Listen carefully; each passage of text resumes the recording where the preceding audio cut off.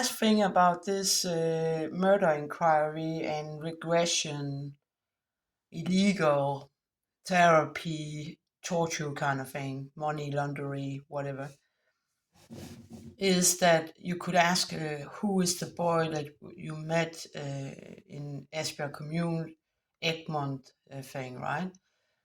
There's many possibilities that it's different children.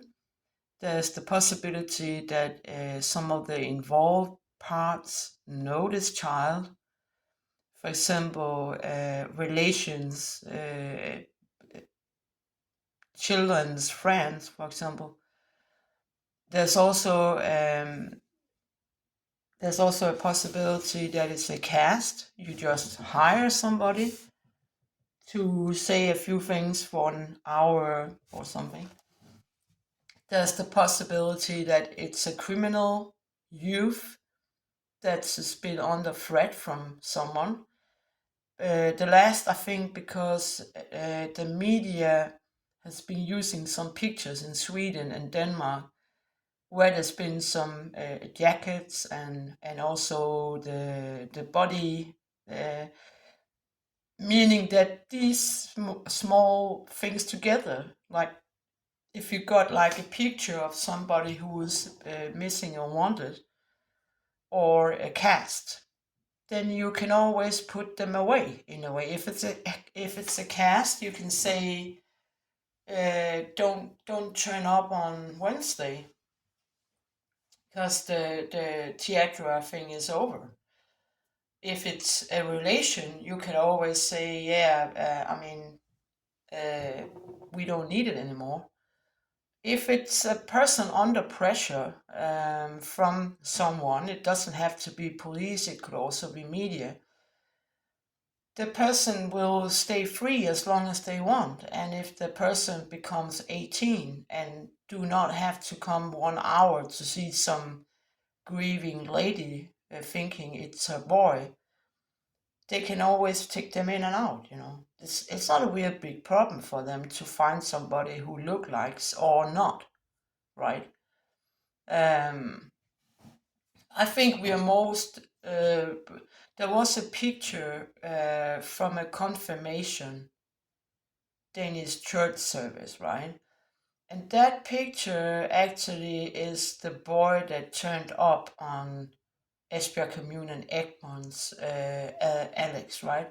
And that boy is an old photo from somebody I used to know, right? Somebody who I'm related, but things has turned bad for many of my relations also, right?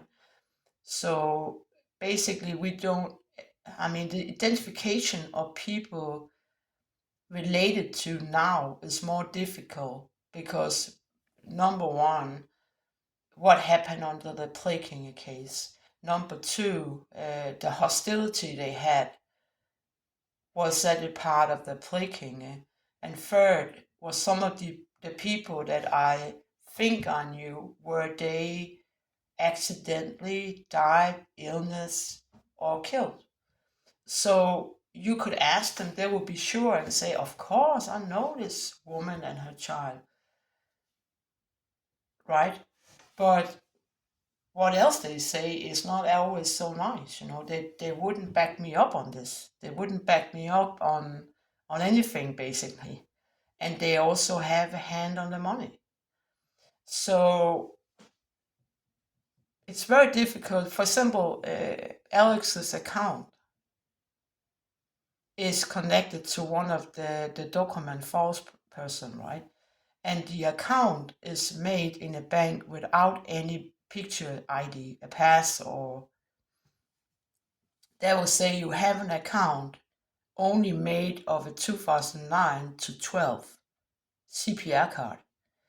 There is no picture ID.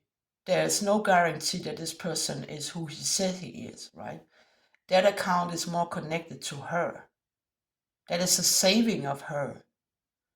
And maybe the saving is that it will become somebody else's ID, meaning that the boy I had cannot use it but the ID of my boys is abused and the account is abused. So you're actually talking about ID fraud or ID abuse and whitewash.